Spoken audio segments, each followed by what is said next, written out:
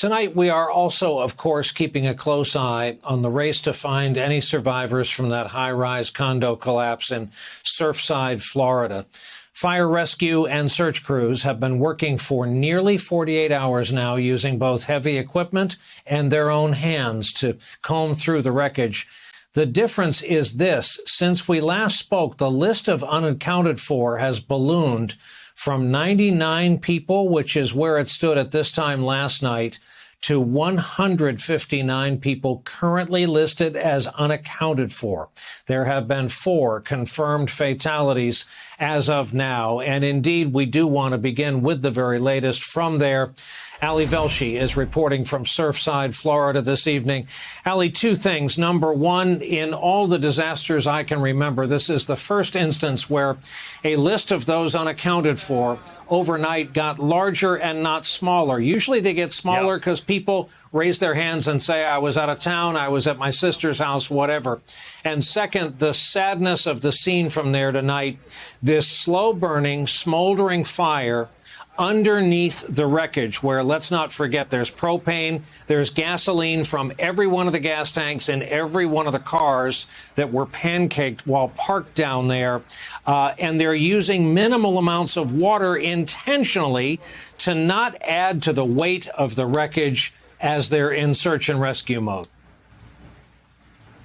Yeah, unfortunately, you know well, Brian, that fire begets fire, and the police, the firefighters and rescuers had been using water, but it's been raining. It stopped earlier this afternoon, but it was raining yesterday. It was raining last night. There was lightning, which was not helpful, and the rescuers can't work in lightning. It was torrential at some points today. They did continue to work, but so much water has accumulated in those very spaces at the bottom of the building, or at least what was the bottom of the building, that rescuers are hoping there might be pockets of air that might contain survivors. So they made an active decision earlier to cut back on fighting the fires with water. And you can see behind me the haze, the smoke, and the steam, which is the combination of all of the debris and the dust and the fires and the steam from the water that's in there. So this is a very, very difficult situation. Typically, when you have these lists of people unaccounted for, as you reported, 99 last night, people say, I'm not there. They report themselves in. There's a number, a website, and family members say,